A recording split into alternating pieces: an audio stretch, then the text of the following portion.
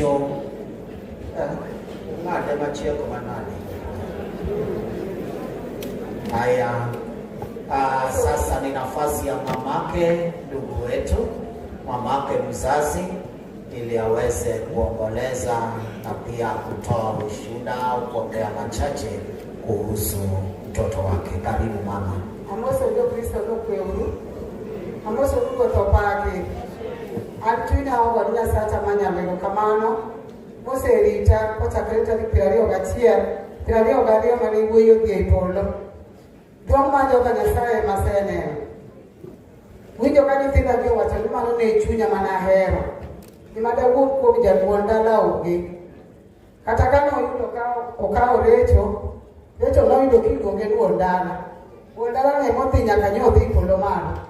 Mano ne chunya mar adier. To gima dawach kuom nyathina oge.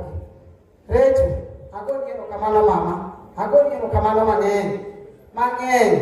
Kuom kaona ting'. An akawe higni 3 ka wuon gi nobet piny dier ot. To naneno ting' mane nitie mama. Koro gini kaona. Nyasaye mondo medi. Kendo Nyasaye mondo gwedhi. Odi to nitie kata. Sasa miparo, nibiro neno uchurili ya kanyo, haruwa kimama, sasa ya, kodi tuolo. Wena, kata mose bilo kote mreki ya kodi mama, Nyasaye mondo gwedhi.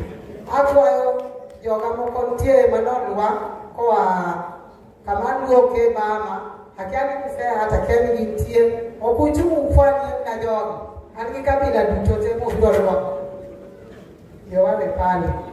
Karibuni sana nimewakaribisha. Kija dolo molo chokro agoni kamano jatuo. Kumwe tiji moni bi kodi ko woi no wacho kati kare to wacho mondo gitima rusi. To nyiso reto na anonge kumari. An kanisa mar mama wa ma ditime rusi. Adiera ne giwita ne gitimo kaka na nyathine Edward. Mama agoni kamano Nyasaye mondo medi. Nyathina to kdatim nende agonye mondo bi oyue. Ose tuo mang'eny omi agonye. Nyasaye mondo kit chunye kamoko.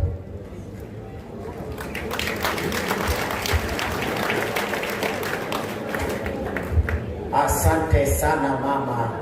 I don't know nyandi wa kwaya unyalo wer anamba kata chorus to welcome Mama Rachel ili aweze kuongea. Let's get a chorus.